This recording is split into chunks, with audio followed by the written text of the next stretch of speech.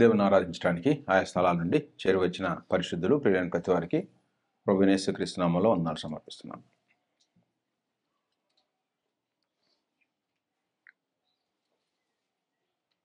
ఈ గ్రంథం అంతటిలో ఘనమైన కార్యక్రమం ఏముంది? మానవుల యొక్క జీవితాల్లో ఘనమైన కార్యక్రమం ఏంటి? దేవుని దృష్టిలో ఘనమైన కార్యక్రమం ఏంటి అంటే, ఈ ప్రపంచంలో అన్నిటికంటే వివాహము ఘనమైంది. వివాహం కంటే ఘనమైంది మానవుల మధ్య ఏది లేదు. ఈ వివాహ వ్యవస్థను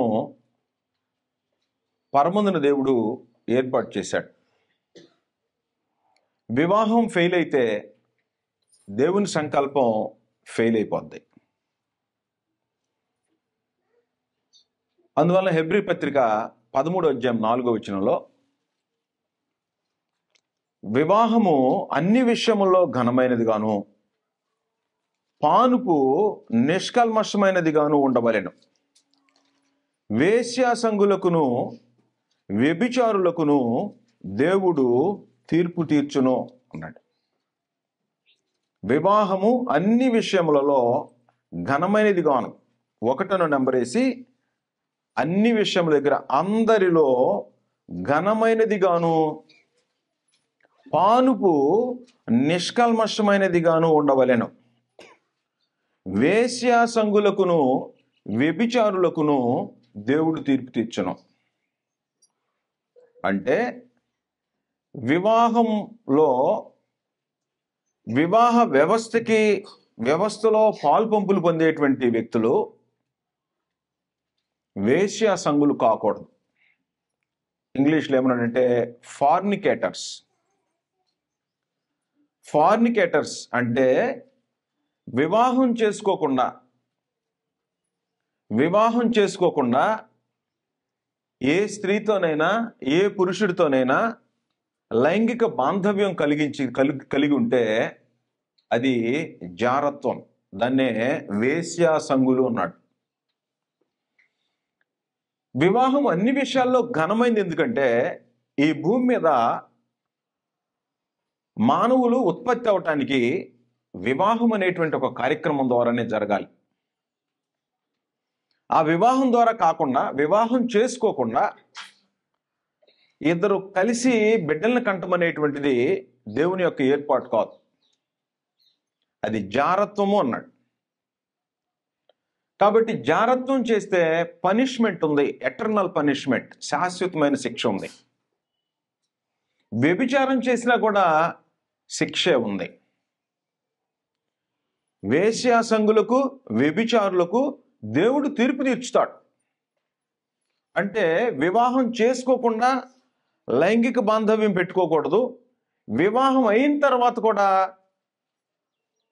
తన భార్యను భర్తను విడిచి ఇంకెవరితో కూడా లైంగిక బాంధవ్యం పెట్టుకోకూడదు. అలా పెట్టుకుంటే అది తీర్పులోనికి తీసుకొచ్చి పనిష్మెంట్ ఇస్తాడు దేవుడు. అంటే ఈ దేహంతో దేవుణ్ణి ఆరాధించేటప్పుడు ఈ దేహము పవిత్రంగా ఉండాలి. ఈ పవిత్రమైనటువంటి దేహం కలిగినటువంటి వారు మాత్రమే దేవుణ్ణి ఆరాధించడానికి అర్హులైనటువంటి వాళ్ళు.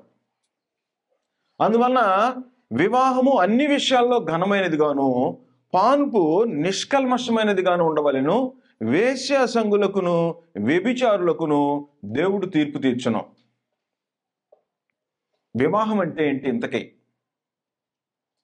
వివాహము అంటే ఏంటి అని మనం ఆలోచన చేస్తే, వివాహం అనేది ఇద్దరు పవిత్రులైనటువంటి వాళ్ళు, ఏ స్త్రీని ఎరగని పురుషుడు, ఏ పురుషుని ఎరగని స్త్రీ. యోసేపు ఏ స్త్రీని ఎరిగిన వాడు కాదు.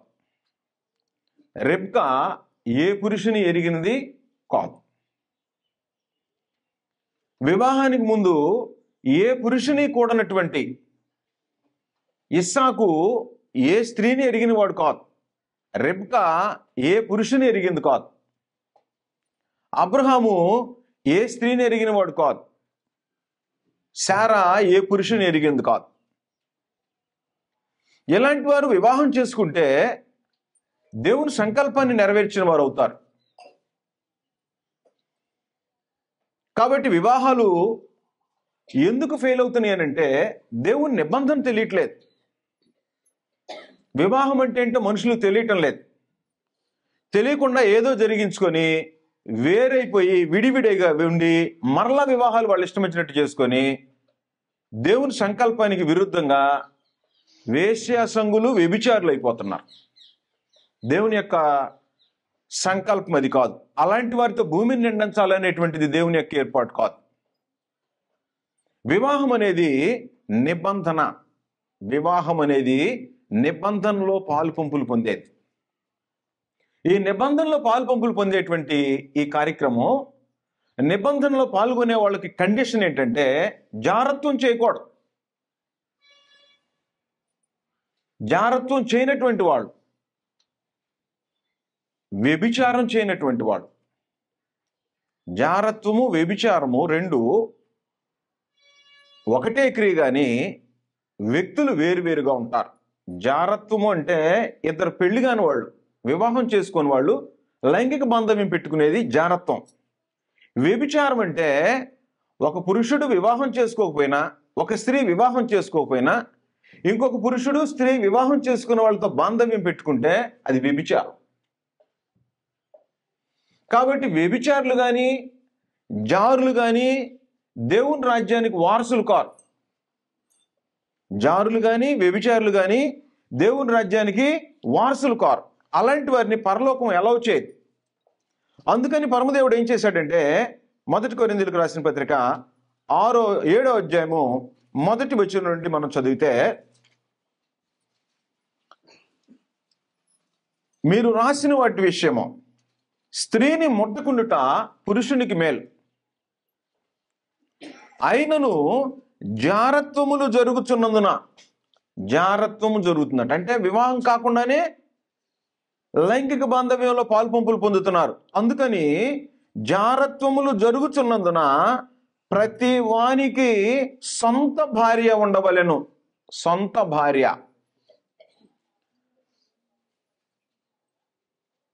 అలాగుననే ప్రతి స్త్రీకి సొంత భర్త ఉండవలెను. పురుషుడికి సొంత భార్య, స్త్రీకి సొంత భర్త. సొంత భార్య, సొంత భర్త సొంతం ఎలా అవుతారు? వివాహం ద్వారా. వివాహం అనే కార్యక్రమం జరిగితే సొంత భార్య. వివాహం కాలేదనుకో సొంత భార్య కాదు, భార్య కాదు, అసలు భర్త కాడు. అందువల్ల మేము లేచిపోయి పెళ్లి చేసుకుంటాం అంటే తల్లిదండ్రులు ఇష్టం లేకుండా మేము వెళ్ళిపోతాం. ఎక్కడో పెళ్లి చేసుకుంటే వాళ్ళు అంగీకరిస్తారు. మా ఇష్టం వచ్చినట్టు మేము వెళ్ళిపోయి ఏదో చేసుకుంటాం అనేటువంటిది దేవుని నిబంధనకి విరుద్ధమైన కార్యక్రమం. అది నీ మనసు, అది అపవాది మనసు. ఈ భూలోకాన్ని చెడగొట్టడానికి అపవాది చేసేటువంటి కార్యక్రమం అది. అందువల్ల ఒక యవ్వనస్తుడు ఒక వివాహమైన స్త్రీని తీసుకొని నేను పెళ్లి చేసుకున్నానంటే అది వ్యభిచారం. ఆమె విషయంలో ఆమెకు వ్యభిచారం, ఈ కుర్రాడి విషయంలో జారత్వం. వివాహమైన పురుషుడు వివాహం కాని ఇంకొక స్త్రీని, ఆమెమో జారత్వం, ఈయనేమో వ్యభిచారం. అందువల్ల వివాహం జారత్వం జరుగుతుంది, రెండు వ్యభిచారాలు జరుగుతున్నాయి. అందువలన ఏం జరగకూడదు? వివాహము అన్ని విషయంలో ఘనమైనది గాను పానుపు నిష్కల్మషమైంది. పానుపు అంటే వివాహం అయిన తర్వాత భార్యాభర్తలు ఏకమయ్యేదాన్ని పానుపు అంటాడు. ఈ పానుపు నిష్కల్మషమైనదిగా ఉండాలి. అంతేగాని వివాహానికి ముందు ఎక్కడెక్కడో తిరిగి వచ్చి దేహమంతా పాడు చేసుకొని వివాహంలో పాలు పంపులు పొందితే అందరిలో అది ఘనమైనది కాదు. ప్రపంచంలో ఘనమైన విషయం ఏదైనా ఉందంటే వివాహమే. కాబట్టి వివాహం ఈరోజు ప్రపంచంలో చూస్తే దేవుని నియమం ప్రకారం జరిగేటువంటి వివాహాలు ఎన్ని ఉంటాయి? అందువలన వివాహంలో పాలు పంపులు పొందటానికి కారణం ఏంటంటే, వివాహం అనే వ్యవస్థ ఏర్పాటు చేయడంలో కారణం ఏంటంటే సొంత భార్య ఉండాలి, సొంత భర్త ఉండాలి. అది వివాహం అనే ఒక కార్యక్రమం ద్వారా దేవుని ఎదుట జతకూర్చేటువంటిది వివాహము అన్నారు. కాబట్టి ఇలాంటి వారికి ఏమైందంటే అప్పుడు ఈ వివాహం ఏం చేసిద్దంటే నిబంధనలో పాల్గొనేటట్టు చేస్తుంది. వివాహము ఒక నిబంధన. సామెతల గ్రంథం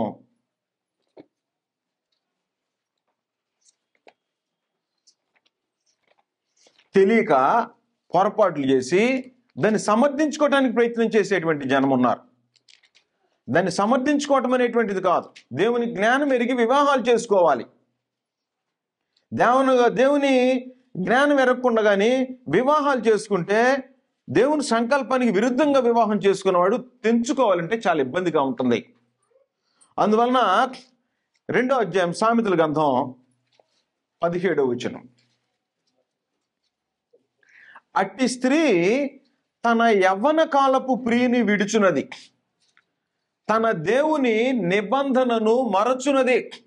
అంటే తన భర్తను విడిచిపెట్టి వెళ్ళేటువంటి స్త్రీ, ఇంకొక పరపురుషుడి దగ్గరికి వెళ్ళేటువంటి స్త్రీ తన దేవుని నిబంధనను మరచున్నది. దేవుని నిబంధన మరిచేది తన భర్తను వదిలిపెట్టి వేరే పురుషుడితో లైంగిక బాంధవ్యం కొరకు వెళ్ళింది. దేవుని నిబంధనది.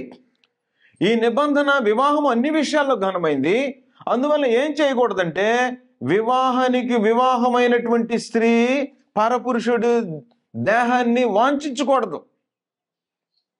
నంబర్ 2, మలాకి గ్రంథంలో పురుషుడు కూడా అలాగే చెప్పాడు. ఇది నిబంధన. వివాహం అనేది నిబంధనకు సంబంధించినటువంటి కార్యక్రమం.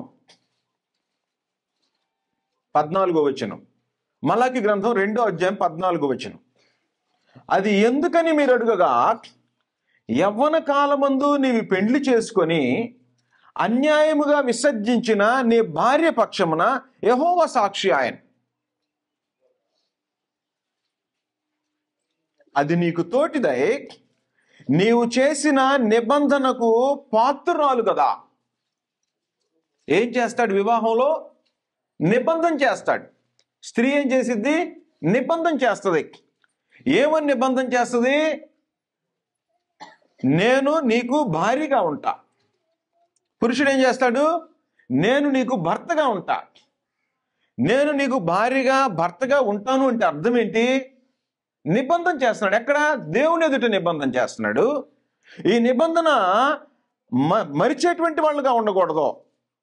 ఈ నిబంధన మరిచిన వాడు వేరొక స్త్రీని వివాహం చేసుకోవటానికి, లేదా వేరొక స్త్రీ దగ్గరికి వెళ్ళటానికి, వేరొక పురుషుడి దగ్గరికి వెళ్ళటానికి ఆలోచన చేసే ఉద్దేశం రావటం కారణం ఏంటంటే దేవుని నిబంధన అనే సంగతి మనుషులకు తెలియటం లేదు.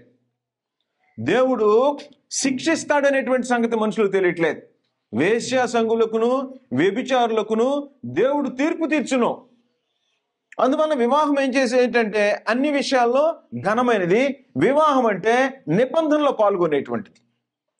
ఈ నిబంధనలో పాల్గొనేటువంటి ఈ విషయానికి వివాహము ఎలా అంటే అలా చేసుకోకూడదు. ఎవరిని వివాహం చేసుకోవాలి, ఎవరిని వివాహం చేసుకోకూడదు అనే వివరాలు గ్రంథం చెప్తా ఉంది. గుణవతి అయిన భార్య దొరుకుట అరుదు. గుణవతి అయిన భార్య దొరుకుట అరుదు. ఎందుకని? లోకం చెడిపోయింది. లోకం చెడిపోయింది కాబట్టి గుణవతి కనిపించటం. ఎందుకంటే యూట్యూబ్లు, ఫోన్లు, ఇంటర్నెట్లు, ఈ రోజుల్లో అయితే ఇంటర్నెట్లో, కాలేజీలు, తల్లిదండ్రులకు దూరంగా వెళ్ళిపోవటం, లోక మాయలో పడిపోవటం, స్త్రీలు పురుషులు యవ్వనస్తులు దేహాల్ని పాడు చేసుకొని విచ్చలవిడిగా చెడిపోయి ఆ తర్వాత ఆలోచన చేసేటువంటి వ్యక్తులు దేవుని నిబంధనకి విరోధంగా బ్రతుకుతున్నామనే ఆలోచన లేదు. ఈ టెక్నాలజీ రంగంలో బిడ్డలు ఎక్కడ ఉంటున్నారో తెలీదు, ఏం చదువుతున్నారో తెలీదు, ఏం చేస్తున్నారో తెలీదు. వివాహాలు మాత్రం చేయాలని ఆలోచన చేస్తుంటారు తల్లిదండ్రులు. తల్లిదండ్రులు వివాహం చేయాలంటే బిడ్డలో వివాహానికి అర్హులైనటువంటిగా పెంచాల్సినటువంటి బాధ్యత తల్లిదండ్రుల మీద ఉంది. వివాహానికి అర్హుడిగా నువ్వు పెరిగేటట్టుగా బాల్యం నుండి యవ్వన జీవితాన్ని జాగ్రత్తగా నీ దేహాన్ని కాపాడుకోవాల్సినటువంటి అవసరం ఉంది. 1 కొరింథీ 6వ అధ్యాయంలో, మొదటి కొరింథీయులకు రాసిన పత్రిక 6వ అధ్యాయం 13వ వచనంలో రెండో భాగం చదువుతున్నాను నేను. మొదటి కొరింథీ 6వ అధ్యాయము 13వ వచనము రెండో భాగం. దేహము జారత్వము నిమిత్తము కాదు గాని, దేహము జారత్వం నిమిత్తం కాదు. దేవుని ఎరగనటువంటి వ్యభిచారులైనటువంటి వాళ్ళు లోకంలో యవనస్తులకి ఏం చెప్తుంటారంటే, ఈ వయసులో కాకపోతే ఏ వయసులో తిరుగుతావురా అని చెప్తుంటారు. ఇది తిరిగే కార్యక్రమం కాదు. నీ దేహం ఎందుకు ఇచ్చాడో నీకు తెలియాల్సిన అవసరం ఉంది. దేహము జారత్వము నిమిత్తం కాదు. యవనస్తులు దేహాన్ని ఎలా పెడతాలా? లైంగిక క్రీడలు జరిగించడానికి కాదు, వివాహం అనే కార్యం. జారత్వం జరుగుతున్నందున ప్రతి వానికి సొంత భార్య, ప్రతి స్త్రీకి సొంత భర్త ఉండాలి. ఎందుకంటే జారత్వం జరుగుతుంది. ఈ దేహం జారత్వం నిమిత్తమే కాదు కానీ ప్రభువు నిమిత్తమే. ప్రభువు దేహము నిమిత్తమే. దేవుడు ప్రభువును లేపెను, మనలను కూడా తన శక్తి వలన లేపను. ఎప్పుడు? జారత్వం కాకుండా ఉంటే. నీ దేహం పవిత్రంగా ఉంటే లేపుతాడు దేవుడు, పునరుద్ధానం అనుగ్రహిస్తాడు. మీ దేహములు క్రీస్తునకు అవయవములు ఉండవని మీరు ఎరుగురా? నేను క్రీస్తు యొక్క అవయవములను తీసుకొని వేశ్య యొక్క అవయవములుగా చేయుదునా? అది ఎంత మాత్రము తగదు. వేశ్యతో కలుసుకొని వాడు దానితో ఏక దేహమై ఉన్నాడని మీరు ఎరుగురా? వేశ్యతో అంటే వివాహం కానివాడు ఒక వేశ్య దగ్గరికి వెళ్ళి ఆమెతో శయనించాడంటే వేశ్యాసంగుడు, జారత్వం చేసినటువంటి వాడు. దాంతో ఏక శరీరం అయిపోయాడు. వివాహం ఏం చేసిందో తెలుసా? ఏక శరీరం చేస్తుంది. వివాహం చేసే కార్యక్రమం ఏంటంటే ఏకం చేస్తుంది. ఇద్దరు వ్యక్తుల్ని, ఇద్దరు పవిత్రుల్ని ఏకం చేసేటువంటి కార్యక్రమం వివాహం.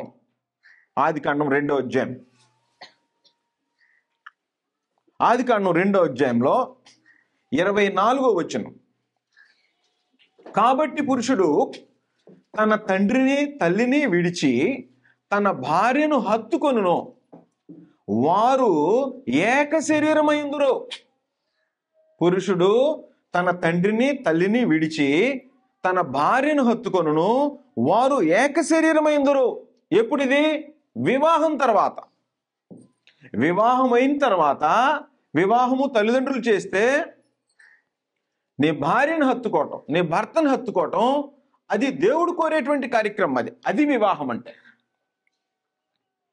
కాబట్టి ఇద్దరు వ్యక్తులు ఏకమవ్వాలంటే వివాహం అనే నిబంధన, ఆ నిబంధనలో ప్రవేశించిన వాళ్ళు సొంత భార్య అయి ఉంటుంది, సొంత భర్త అయి ఉంటాడు. ఈ సొంత భార్య సొంత భర్త అయి ఉంటే, సొంతం అంటే అర్థం ఏంటి?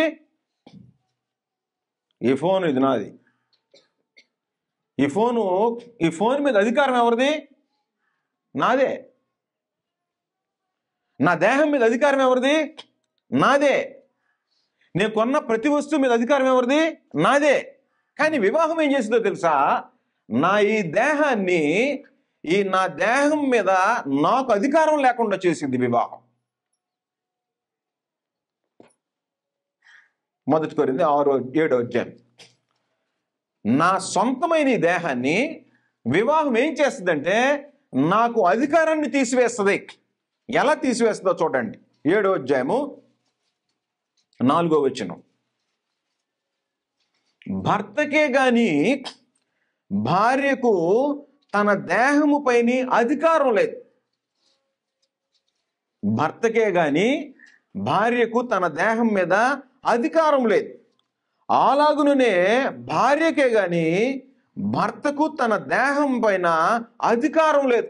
దేనికి? 3వ వచనం. భర్త భార్యకును, అలాగుననే భార్య భర్తకును వారి వారి ధర్మములు నడపవలెను. భార్య భర్తలైన తర్వాత వారి వారి ధర్మాలు నడపాలి. భార్య భర్తలు ఎలా అవుతారు? వివాహం చేసుకుంటూ అవుతారు. కాబట్టి వివాహం చేసుకుంటే భార్య విద్ది, వివాహం చేసుకుంటే భర్త అవుతాడు. ఎప్పుడైతే వివాహం చేసుకున్నావో, నిబంధనలు పాల్గొన్నావో, నీ దేహం మీద అధికారాన్ని నీ సొంత భార్యకి ఇచ్చావు. సొంత భార్య. వివాహం చేసుకుంటే సొంత భార్య, వివాహం చేసుకోకపోతే నీ భార్య కాదు, నీ సొంతం కాదు. నీ సొంతం కాదు కాబట్టి అది వ్యభిచారం లేకపోతే జారత్వం. కాబట్టి వ్యభిచారము, జారత్వం సొంతం కాని వాడితో లైంగిక క్రీడ జరిపేటువంటి దాన్ని జారత్వము. వివాహానికి ముందు జారత్వము, వివాహం అయిన తర్వాత వ్యభిచారం. అందువల్ల నువ్వు సొంతం చేసుకోవాలంటే ఒక దేహాన్ని వివాహం అనే కార్యక్రమమే జరిగించేటిది. అందువల్ల వివాహము అన్ని విషయాల్లో ఘనమైనదిగాను, పానుపు నిష్కల్మషమైనదిగాను ఉండవాలని. వేశ్యా సంగులకును వ్యభిచారులకును దేవుడు తీర్పు తీర్చును. అందువలన ఈ వివాహం అనేటువంటిది దేవుడు ఏర్పాటు చేశాడు. మొట్టమొదట్లో ఆదిలో ఈ వివాహం అనేది నిబంధన. ఇశ్రాయేలీలు దేవునితో నిబంధన ఏర్పాటు చేసుకున్నారు. వివాహము నిబంధన, దేవుడు ఇశ్రాయేలీలతో నిబంధన చేశాడు. ఆ నిబంధన ఇప్పుడు క్రైస్తవులు దేవునితో నిబంధనలోకి వస్తారు. బాప్తిస్మంలో నిబంధనలోకి వస్తారు పాపం చేయకుండా ఉండటానికి. వివాహం అనే కార్యక్రమంలో నిబంధనలోకి వస్తారు.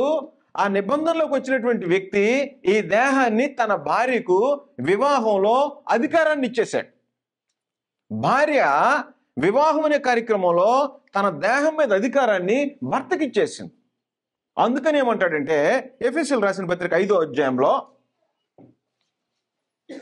భార్య దేహము భర్తది కాబట్టి, సొంతం చేసుకున్నాడు కాబట్టి ఏం చేయబద్దుడై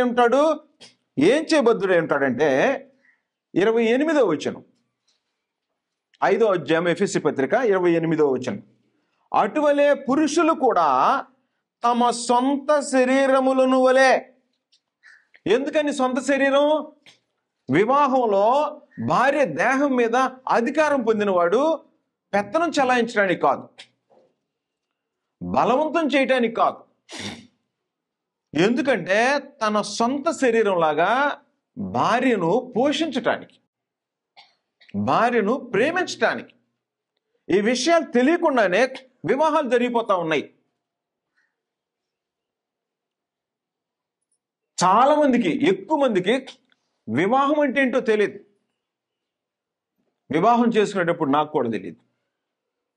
ఎందుకంటే ఈ జ్ఞానం లేదు. ఏ జ్ఞానం లేదు. ఎప్పుడు వచ్చింది జ్ఞానం? బాలుడు నడవలసిన తోవను వాడికి నేర్పము. ఈ చిన్న బిడ్డల వయసులో నుంచి దేవుని సన్నిధిలో పెరిగితే ఏ పని ఎలాగూ చేయాలో దైవనియమంలో తెలుస్తుంటది. వివాహం అయిన తర్వాత నేర్చుకునే వాళ్ళు ఉంటారు, మంచిదే. అసలు నేర్చుకునే వాళ్ళే ఉంటారు.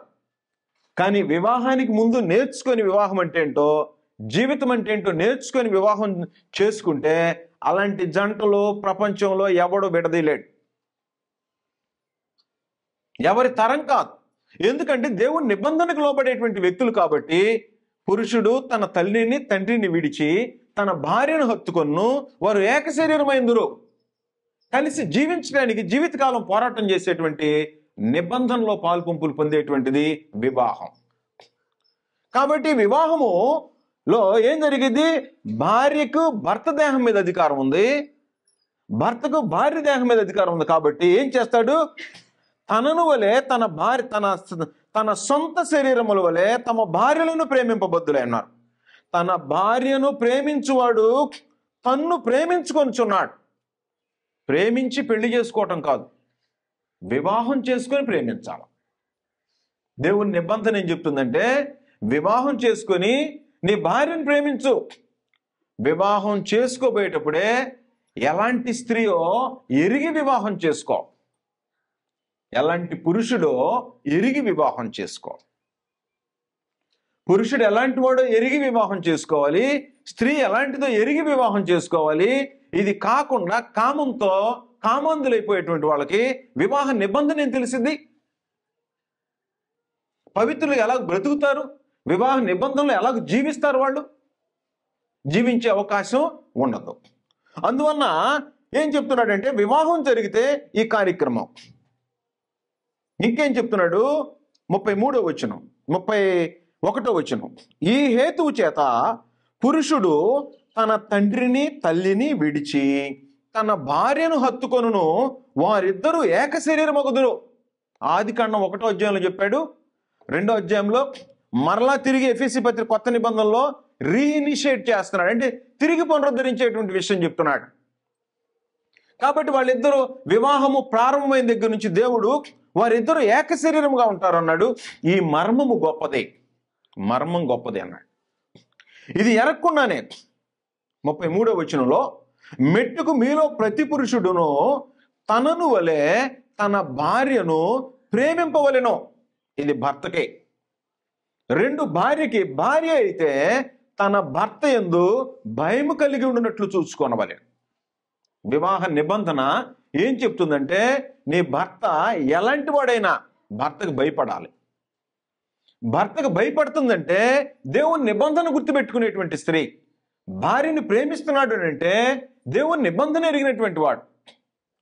కాబట్టి భార్యను ప్రేమించి భర్తకు లోబడేటువంటి ఆ కార్యక్రమము వివాహమే చేసిద్ది.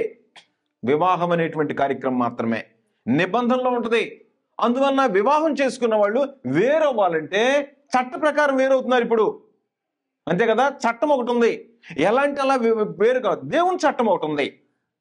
నీకు మానవులు ఏం చేశారంటే తమ ఇష్టాన్ని నెరవేర్చుకోవటానికి విడాకులనే ఒక కార్యక్రమం పెట్టి విడిపోవటానికి ఏర్పాట్లు చేశారు. పరమందున దేవుని యొక్క ఉద్దేశం అది కాదు. వివాహము విడిపోవటానికి కాదు. దేవుడు జతపరిచిన వారిని మనుషుడు వేరు చేయకూడదు. మత్తయి సువార్త 19వ అధ్యాయం. దేవుడు జతపరిచిన వారినట మనుషుడు వేరు చేయకూడదు అనేది దేవుని యొక్క ఏర్పాటు. ఎప్పటిదాకా వేరు కాకూడదంటే మరణం వచ్చే వరకు కూడా, మరణం వచ్చే వరకు కూడా వేరు కాకూడదు. 6వ వచనం, 19వ అధ్యాయం 6వ వచనం. కాబట్టి వారికను ఇద్దరు కాక ఏక శరీరముగా ఉన్నారు గనుక దేవుడు జతపరిచిన వారిని మనుషుడు వేరుపరచకూడదు. దేవుడు జతపరిచిన వారిని మనుషుడు వేరుపరచకూడదు. దేవుడు జతపరచాలంటే ఏం చేయాలి? నువ్వు వివాహానికి ముందు పరిశుద్ధుడివై ఉండాల. వివాహం అయిన తర్వాత పరిశుద్ధంగా జీవించేవాడివై ఉండాల. ఒకవేళ వివాహం కాని వాళ్ళు ఎవరైనా ఇక్కడ కూర్చోనుండి వివాహం కానప్పుడు నా దేహం పొరపాటు జరిగిందండి అన్నావు అనుకో, ఏం చేయాలి తెలుసా? మారు మనసు పొందాలి. మారు మనసు పొందిన వాడయ్యి ఆ కార్యక్రమాన్ని త్యజించిన వాడే బాంధవ్యం కత్తిరించుకున్న వాడే ఉండాలి. దాన్ని మారు మనసు అంటాం. తెలియక చేశాను దేవా, నేను ఇక అలాంటి జోలికి పోను అనేటువంటి ఒక నిర్ణయం రావాలి మనుషులకి. నేను అలాగే వివాహం చేసుకుంటాను, ఒకవైపు జాగ్రత్తం కంటిన్యూ చేస్తానంటే అది వివాహం అనబడదు, అది వివాహం కాదు. అందువలన దేవుడు మారు మనసు పొందటానికి అవకాశం ఇస్తున్నాడు. అది తెగిపోవాలి, ఆ బాంధవ్యం తెగిపోవాలి. వివాహం అయిందా నీ భార్యతోనే, నీ భర్తతోనే తప్ప ఇంకా ఈ దేహం ఎక్కడ కూడా పాడు చేసుకోకూడదు. ఒకవేళ అలా పాడు చేసుకొని బ్రతుకుతున్నావా, మారు మనసు పొందాల్సినటువంటి అవసరం, బాంధవ్యం తెంచుకోవాల్సినటువంటి అవసరం ఉంది. దాన్ని మారు మనసు అంటాడు. కాబట్టి మనుషులు భూమి మీద వివాహానికి వచ్చేటప్పుడు ఎంత పవిత్రులై ఉండాలో మనుషులకు అర్థం కావట్లేదు. దాన్ని తెంచుకొని బాప్తిస్మం పొందితే పాపక్షమాపణ జరిగింది. తెంచుకోకుండా బాప్తిస్మం పొందితే పాపక్షమాపణ జరగదు. పాపక్షమాపణ మారు మనసు పొందినటువంటి వాళ్ళకి. ఈ పాపక్షమాపణ పొందినటువంటి వాళ్ళు పాపక్షమాపణ పొందాలంటే ఎలాంటి బాంధవ్యాలు కత్తిరించుకోవాలి, కట్ చేసేయాలి అంతే. దాన్ని మారు మనసు.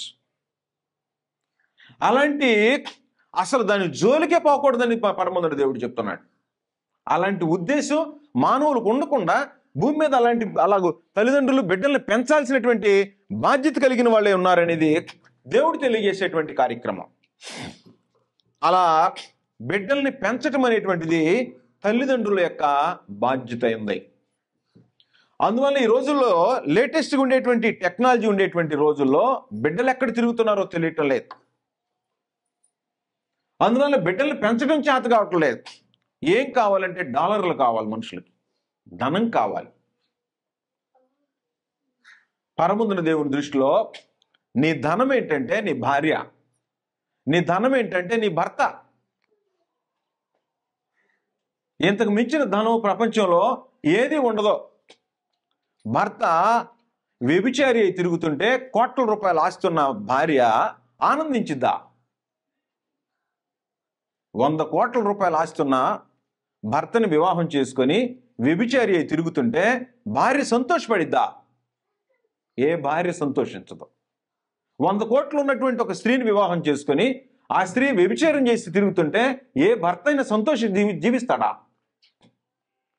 కాబట్టి ఏం విలువైంది? అన్నిటికంటే వివాహము అన్ని విషయాల్లో ఘనమైనది గాను పాన్పు నిష్కల్మషమైనది గాను ఉండవలేను అని చెప్పాడు.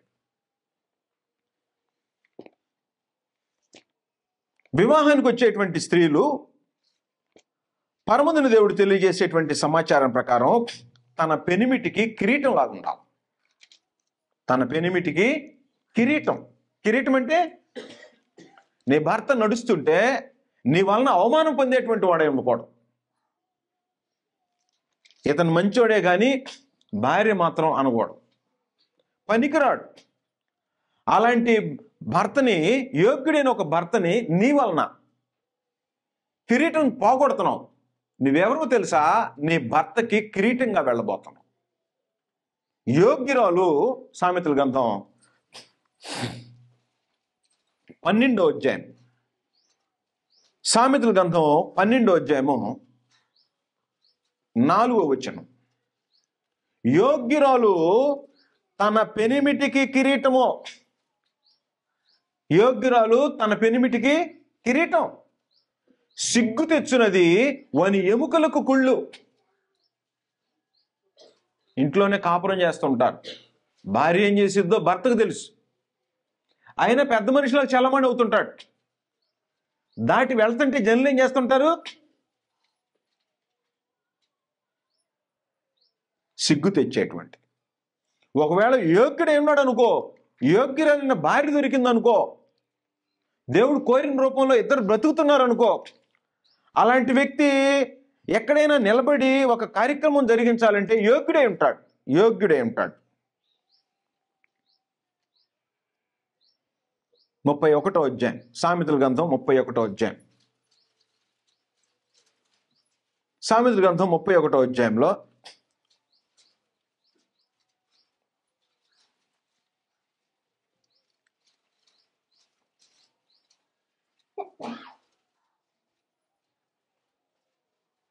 వచనం. అందము మోసకరము,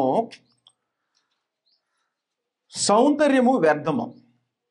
యెహోవా యందు భయభక్తులు కలిగిన స్త్రీ కొనియాడబడును. యెహోవా యందు భయభక్తులు కలిగిన స్త్రీ కొనియాడబడును. ఎట్లా కొనియాడబడిద్ది? భయభక్తులు కలిగి పవిత్రాలుగా బ్రతికేటువంటి స్త్రీ నిప్పులాగా ఉంటుంది. పట్టుకుంటే కాలిపోతామేమన్నట్టు ఉంటుంది. ఆమెను చూస్తే భయభక్తులు కొనియాడతాడు ఎవడైనా సరే. ప్రపంచంలో ఎలాంటి వాడైనా సరే కొనియాడాల్సిందే. అలాంటి స్త్రీగా బ్రతకాలని పరమదేవుడు కోరుకుంటున్నాడు ఒక స్త్రీని. ఒక పురుషుణ్ణి కూడా అలాగే కోరుకుంటున్నాడు, ఒక స్త్రీనే కాదు. దేవుని సన్నిధికి వచ్చి బ్రతికేటువంటి వ్యక్తులు ఎలా ఉండాలని కోరుకుంటున్నాడంటే కొనియాడబడేటువంటి స్త్రీగా, యోగ్యురాలుగా, తన పెనిమిటికి కిరీటముగా. 31వ వచనంలో చేసిన పనిని బట్టి అట్టిదానికి ప్రతిఫలం మీదగును, గౌనుల యొద్ద ఆమె పనులు కొనియాడదగును. 11వ అధ్యాయము, సామెతల గ్రంథం 11వ అధ్యాయము 16వ వచనం. సామెతల గ్రంథం 11వ అధ్యాయము 16వ వచనం. నెనరు గల స్త్రీ ఘనత నొందును. నెనరు గల స్త్రీ ఘనత నొందిద్ది, తన భర్తకి కిరీటంగా ఉంటుంది. యోగ్యుడైనటువంటి భర్త ఏం చేస్తాడంటే గౌనుల దగ్గర కూర్చుంటాడు, విచారణ చేసేవాడై ఉంటాడు. 10 మందికి న్యాయం తీర్చేవాడే ఉంటాడు. తను అలాగ బ్రతుకుతూ తన భార్య అలాగ యోగ్యంగా బ్రతికేటువంటి కుటుంబాలతో దేవుడు సంతోషించాలని కోరుకుంటున్నాడు. ఈ సమాజం అలాగ ఉండాలని కోరుకుంటున్నారు. ఏమంటాడో తెలుసా? భర్త వచ్చి అంటాడట, ఆమెను ఏం మాట్లాడతాడు తెలుసా? 28వ వచనం, ఆమె కుమారులు లేచి ఆమెను ధన్యురాలందరూ. బిడ్డలు లేచి ఏమంటారు? తల్లిని చూసి ధన్యురాలువై. చాలా మంది కుమార్తెలు పతివ్రత ధర్మమును అనుసరించి ఉన్నారు. వాళ్ళ ఇంట్లో ఆడబిడ్డలుంటే పతివ్రత ధర్మం, కానీ వారందరినీ నీవు మించిన దానవు అని ఆమె పెనిమిటి ఆమెను పొగుడును. అంటే భర్త ఆమె యందు నమ్మిక ఉంచేవాడై ఉండాలి, నమ్మకస్తురాలై ఉండాలి. తన భర్త ఎక్కడికి వెళ్ళినా తన భార్యని గురించి నమ్మకం కలిగిన వాడై ఉండాలి. వేరే ఆలోచన కలిగినటువంటి పరిస్థితి అయి ఉండకూడదు. ఏం చేయాలని కోరుకుంటున్నాడు తెలుసా? ఆమె 11వ వచనం, 31వ అధ్యాయం 11వ వచనం, ఆమె పెనిమిటి ఆమె యందు నమ్మిక ఉంచును, అతని లాభప్రాప్తికి వెలితి కలుగదు. ఆమె తను బ్రతుకు దినములన్నిటను అతనికి మేలు చేయను గాని కీడేమీ చేయదు. బ్రతికే దినమంతటా. వివాహ నిబంధన ఎంతకాలం అంటే భార్య భర్తలు ఇద్దరు బ్రతికున్నంత కాలం. భార్య బ్రతికున్నంత కాలము భర్త పరస్త్రీని మోహపు చూపుతో కూడా చూడకూడదు. వస్తే ఒకవేళ తిప్పుకోవాలి. దేహాన్ని బట్టి కోరిక కలిగితే తిప్పుకునేవాడే ఉండాలా. అలాంటి పురుషుడే ఉండాలని దేవుడు కోరుకుంటా ఉన్నాడు. అలాంటి జతలు, అలాంటి కుటుంబాలు భూమి మీద ఉండాలి. వారు తమ బిడ్డల్ని జాగ్రత్తగా పెంచుతారు. అలా పెరిగిన వాళ్ళు బిడ్డల్ని జాగ్రత్తగా పెంచుతారు. అలాంటి జనంతో ఈ ప్రపంచం నిండాలి అనేటువంటిది దేవుని యొక్క ఆలోచన ఏంది? నీ ఆలోచన ఏంటో మరి? దేవుని సన్నిధికి వచ్చేవాడు నీ ఆలోచన ఏముందో, వివాహాన్ని గురించి నీ ఆలోచన ఏముందో పవిత్రుడుగా ఉండాలా. ఒక స్త్రీ ఎలాగ ఉండాలి అంటే శారాలాగా ఉండాలా, రిబ్కాలాగా ఉండాలా, మరీలాగా ఉండాలా. గ్రంథంలో రాయబడిన స్త్రీలు ఎందుకు రాశారు అలాగూ? ఎందుకు రాశారంటే వాళ్ళు పవిత్రతలో బ్రతికినటువంటి వాడు. కాబట్టి ఇలాంటి వాళ్ళు ఈ గ్రంథంలో పేర్లు ఉన్నాయంటే వాళ్ళు తీర్పులోకి రారు. ఈ గ్రంథంలో వాళ్ళ పేర్లు రాశారు అంటే అలాంటి వాళ్ళు ఎక్కడుంటారు? పరలోకంలో ఉంటారు. నీవు కూడా పరలోకంలో ఉండాలంటే ఏం చేయాలి? అలాగే బ్రతకాల. అబ్రహాం గురించి రాస్తున్నాడంటే పురుషుడు ఎలా బ్రతకాలి? నీతిమంతుడిగా బ్రతకాలి. కనుక అలాగ బ్రతికే ఉద్దేశం కలిగి వివాహాలు చేసుకోవాలి. అంతేగాని వివాహం అంటే ఏదో పడి ఉంటుందిలే తాళి కడితే, నేనేదో గాలి తిరుగుతున్నాను అనుకుంటారు. వివాహం చేసుకుంటే మా ఆయన నాడు పడేసి నా ఇష్టం వచ్చినట్టు తిరగవచ్చులే, నా ఇష్టం వచ్చినట్టు తిరగవచ్చులే పెళ్లి చేసుకుంటే అనేది వివాహం యొక్క లైసెన్స్ కాదు నీకు వ్యభిచారానికి, జాగ్రత్తం చేయటానికి. వివాహ నిబంధనలో పాలు పంపులు పొందబోయే ముందు పవిత్రులుగా ఉండాలి. వివాహంలో వచ్చిన తర్వాత మరణం భర్త బ్రతికి ఉన్నంత కాలము అన్నాడు, భార్య బ్రతికి ఉన్నంత కాలం. రోమిలకు రాసిన పత్రిక 7వ అధ్యాయం. వివాహం, ఈ వివాహం అనే సంగతి ఎరగకుండా మనుషులు, వాళ్ళు ఎరగకుండా బిడ్డలకు తెలియచేయకుండా దేవుని సన్నిధికి వస్తే కదా, నీకు తెలియకపోతే నీ బిడ్డలు దేవుని సన్నిధికి వస్తే చట్టం తెలుసుకుంటారు, పవిత్రులుగా బ్రతుకుతారు. 7వ అధ్యాయము 2వ వచనం, భర్త గల స్త్రీ భర్త బ్రతికి ఉన్నంత కాలము ఉన్నంత వరకే ధర్మశాస్త్రం వల్ల అతనికి బద్దురాలు గాని, భర్త చనిపోయిన ఎడల భర్త విషయమైన ధర్మశాస్త్రం నుండి ఆమె విడుదల పొందును. కాబట్టి భర్త బ్రతికి ఉండగా, కొత్త నిబంధన చట్టం కింద చెప్తాడు, భర్త బ్రతికి ఉండగా వేరొక పురుషుని చేరిన ఎడల వ్యభిచారిని అనబడును. అంటే వివాహంలో పాల్గొనే వ్యక్తికి ఏం తెలియాలి?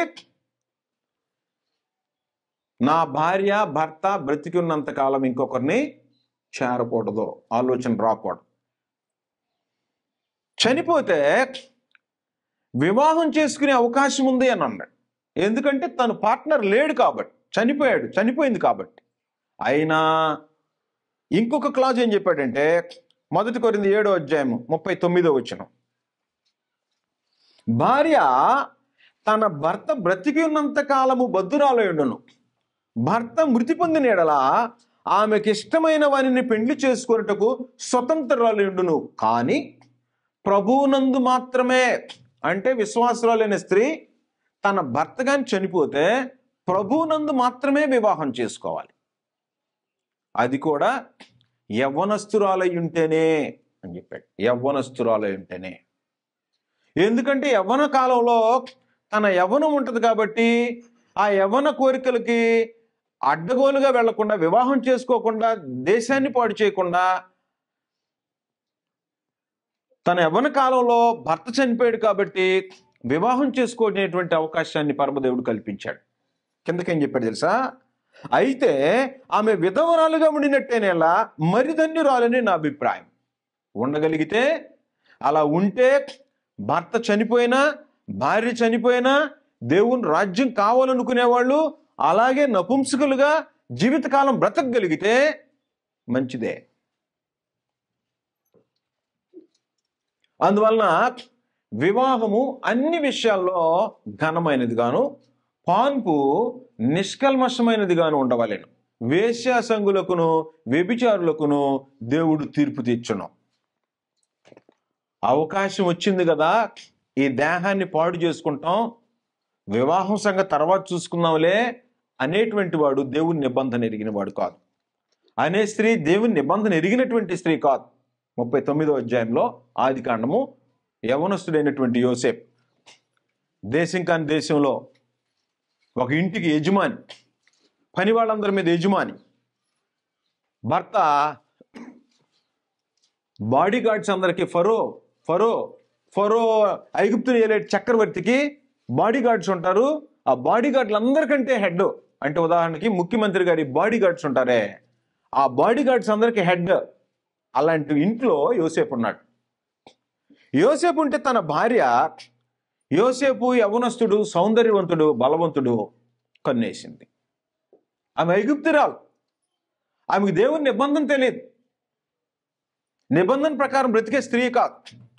అందుకని ఏం చేసిందంటే 7వ వచనం, అటు తర్వాత అతని యజమానుని భార్య యోసేపు మీద కన్ను వేసి తనతో శయనించుమని చెప్పాను. అయితే అతడు ఒప్పక, నా యజమానుడు తనకు కలిగినదంతయు నా చేతికి అప్పగించాను కదా, నా వశమున తన ఇంటిలో ఏమి ఉన్నదో అతడు ఎరుగడు.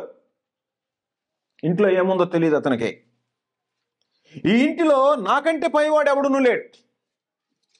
నీవు అతని భార్యవైనందున, ఎందుకంటే భార్య అంటే సొంతం ఎవరికి? భర్తకే. నీవు అతని భార్యవైనందున నిన్ను తప్ప మరి దేనిని నాకు అప్పగింపగా ఉండలేదు. ఇంట్లో ఏ వస్తువు మీద అధికారం ఉందో నాకు, నీ మీద తప్ప. ఎందుకంటే నీ దేహం నీ భర్తదే. నీ దేహానికి నాకు ఎలాంటి బాంధవ్యం, నీ దేహం మీద నాకు ఎలాంటి హక్కులు లేవు. నేను అందుకని ఏమంటాడు తెలుసా, నీవు అతని భార్యవైనందున నిన్ను తప్ప మరి దేనిని నాకు అప్పగింపకుండా. ఏ పురుషుడైనా భార్యని ఇంకోటికి అప్పగిస్తాడా? 100 కోట్ల రూపాయలని ఇస్తాడు. యోసేపు ఇప్పుడు ఎవరు కోరుకొని వచ్చారు?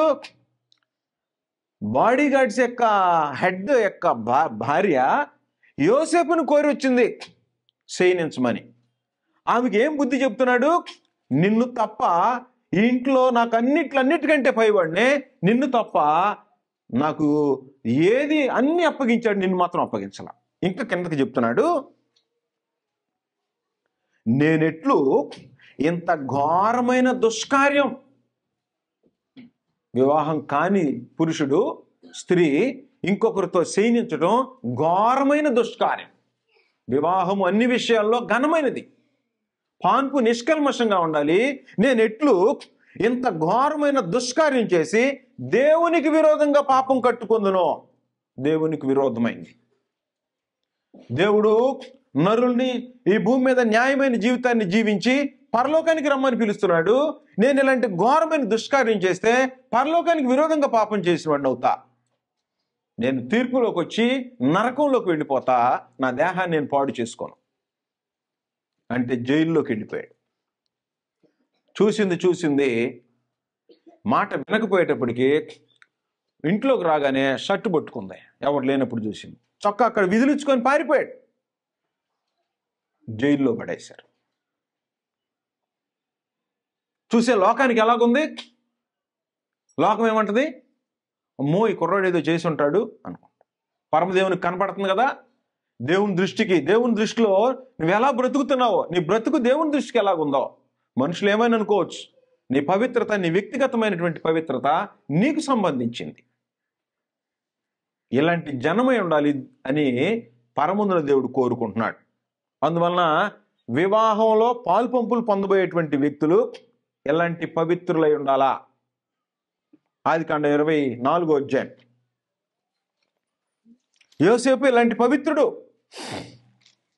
24వ అధ్యాయము 16వ వచనం, 15-16. అతడు మాట్లాడుట చాలింపక ముందే అబ్రహాము సహోదరుడైన నాహోరు భార్యకు మిల్కా కుమారుడైన బెతుయేలుకు పుట్టిన రెబ్కా కడవ భుజం మీద పెట్టుకొని వచ్చాను.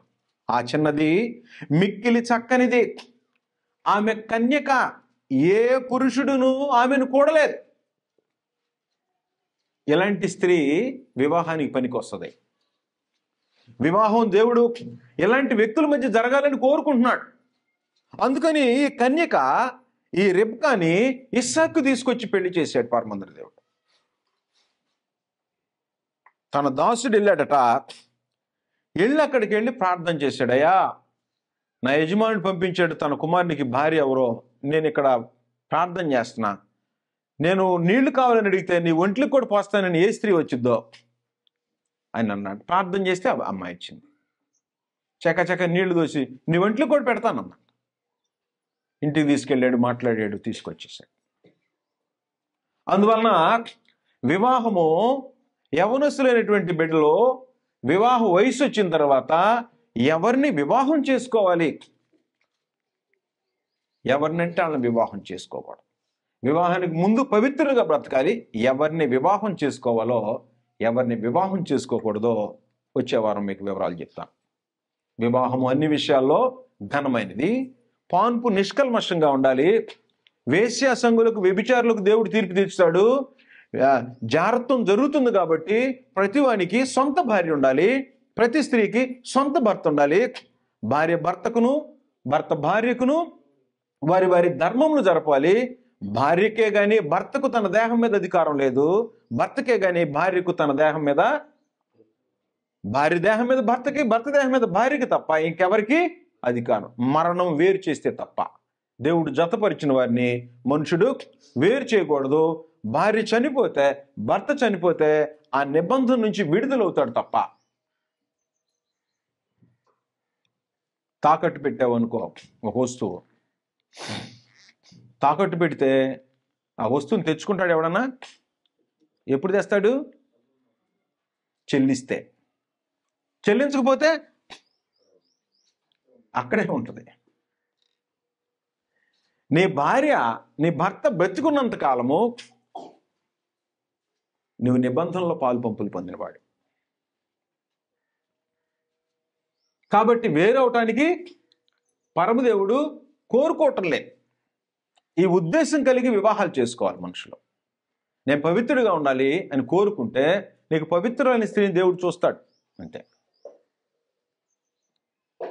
భార్య దొరికిన వానికి మేలు దొరికెను అన్నాడు. కాబట్టి భర్త దొరికిన వారికి కూడా, ఏ భర్త?